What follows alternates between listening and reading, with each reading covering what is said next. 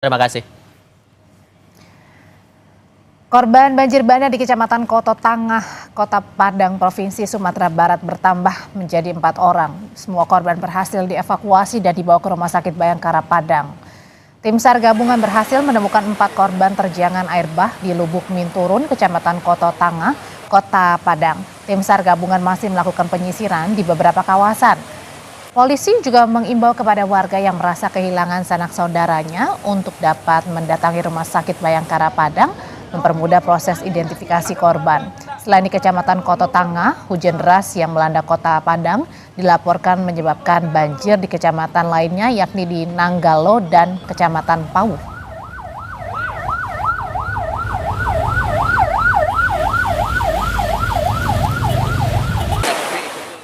Akses jalan yang menghubungkan Kota Padang dengan Kota Bukit Tinggi putus total sejak Kamis siang karena banjir bandang di kawasan Malibo Anai. Luapan Sungai Malibo Anai menghantam kawasan perbatasan Kabupaten Tanah Datar dengan Kota Padang Panjang, tepatnya di kawasan Gapura. Selamat datang Kota Padang Panjang. Selain memutus akses jalan nasional, puluhan orang juga diduga menjadi korban tertimbun dan hanyut oleh derasnya arus sungai. Tim SAR gabungan sempat melakukan evakuasi tapi dihentikan sementara karena kondisi cuaca yang tak memungkinkan. Assalamualaikum Komandan, izin kami laporkan telah. Kita lihat bagaimana penanganan bencana banjir di wilayah Sumatera Barat. Sudah bersama kami dengan jurnalis Kompas TV Rio Johannes. Rio, apakah penanganan yang paling prioritas sebenarnya oleh tim SAR di sana?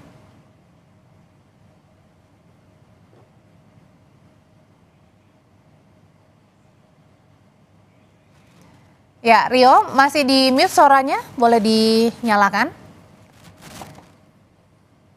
Ya, untuk penanganan memang skala prioritasnya saat ini di tingkat provinsi itu di Kabupaten Agam, tepatnya di Kecamatan Malala, dan juga di Malibu Anai di Kabupaten Tanah Datar, dan di Kota Padang sendiri. Untuk penanganan sejauh ini memang masih proses evakuasi warga, terutama di daerah Malala. Yang menjadi kendala adalah akses jalan menuju titik-titik lokasi itu memang terputus akibat longsor dan juga banjir di beberapa kawasan jalur jalan menuju titik lokasi. Dan sejauh ini memang pemerintah provinsi sendiri masih memaksimalkan upaya melalui pihak-pihak terkait seperti pihak kepolisian, TNI, dan Basarnas yang berada di kabupaten kota terdampak. Demikian. Saat ini suasananya seperti apa? Apakah terjadi hujan, Rio? Ya, untuk saat ini memang di Kota Padang sendiri, terutama umumnya di kawasan Sumatera Barat masih terjadi hujan dengan intensitas ringan. Di Kota Padang dari pagi sampai saat ini masih turun hujan, dan warga terutama yang terdampak banjir di kawasan Batu Busuk, Kecamatan Pauh, itu masih dihimbau untuk mengungsi, dan mereka ditempatkan untuk sementara waktu di bangunan sekolah SMP 24 Pauh Padang. Demikian. Ya, Rio, untuk laporan korban hilang, ini datanya berapa? Apakah ada laporan korban hilang? Karena kalau kita melihat kan banjir longsor ini sangat dahsyat sekali terjadi di Sumatera Barat. Ya, untuk laporan sejauh ini BPBD Provinsi Sumatera Barat sendiri memang masih melakukan pendataan. Hal ini memang terkendala karena komunikasi antara pemerintah provinsi dengan pemerintah daerah, terutama di kawasan yang terdampak itu masih sulit karena jaringan, karena beberapa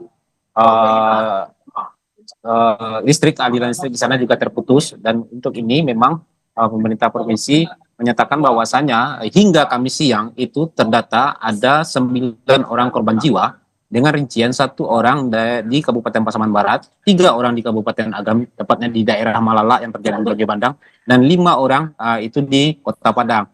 Dan juru bicara BPBD Provinsi Sumatera Barat, Ilham Wahab, menjelaskan bahwasannya masih ada kemungkinan besar adanya kemungkinan penambahan korban, karena sejauh ini tim SAR masih melakukan pencarian dan masih ada laporan dugaan adanya orang hilang. Demikian. Iya, ada laporan 9 orang meninggal dunia akibat banjir dan juga longsor di Sumatera Barat, dan laporan untuk orang hilang masih terus diperbaharui. Terima kasih laporannya jurnalis Kompas TV Rio Johannes.